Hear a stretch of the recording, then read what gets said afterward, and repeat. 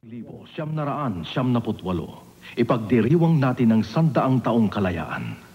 Ngayon pa lang, sariwain na natin ang kahulugan nito sa mga titik ng ating pambansang awit. Tayo po'y magsitayo, ilagay ang kanang kamay sa dibdib, at awitin nating sabay-sabay ang pambansang awit.